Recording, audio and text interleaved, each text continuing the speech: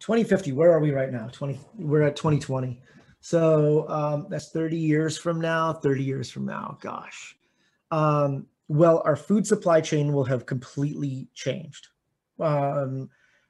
We will have gone through a cultural shift where killing animals is no longer seen as something that is ethical because there is no reason to do so anymore.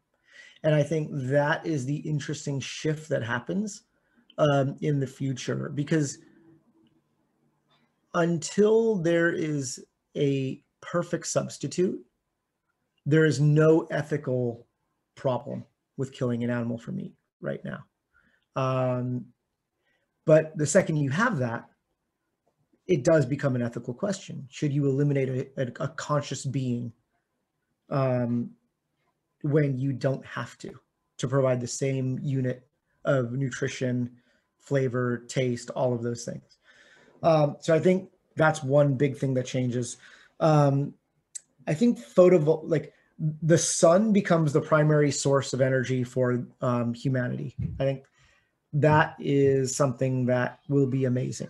When I say the sun, I mean driving photovoltaics, driving thermal cycles that create heat and create wind energy, right? So clean energy becomes really important, and all of that electric energy is used to green all of our supply chains.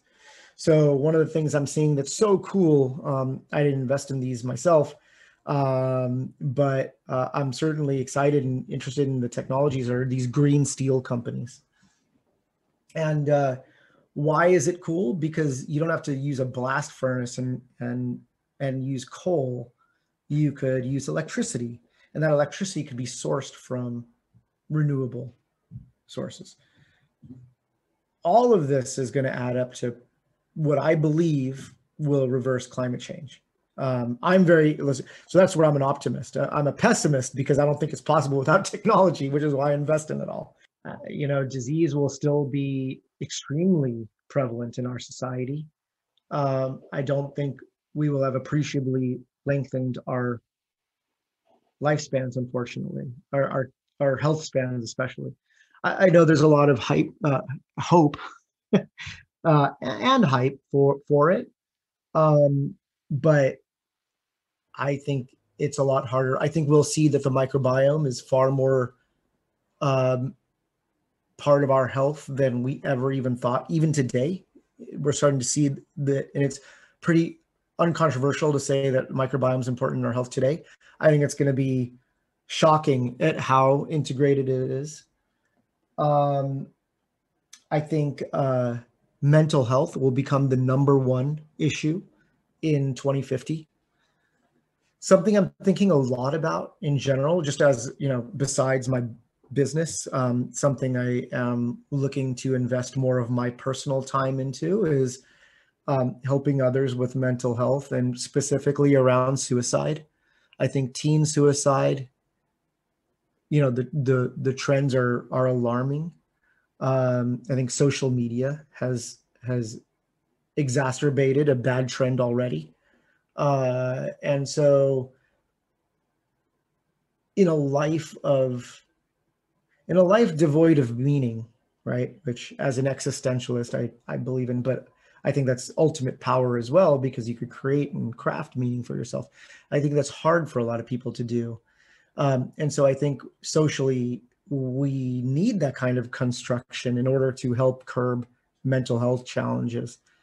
I think that's a whole nother level of systemic. I was talking to Laurie Anderson, who's a professor at Yale, and she's become famous for talking about happiness and studying happiness. And, she was talking about how a lot of students at Yale, a huge amount, are unhappy. And, my question was, is it self-inflicted? And is that, is the correlation actually conflated with causation, or is causation, being conflated here? And, the result was, like society needs to change some of its some of its what it considers success and things like that. So yeah, I think like that's these are the other big issues, right, that need to be solved in order to create a productive society, especially when work starts to become less quote unquote necessary, as robots and AI and things like this automate more and more of our lives and jobs. What does work become? You know, so many people are, their job is their identity.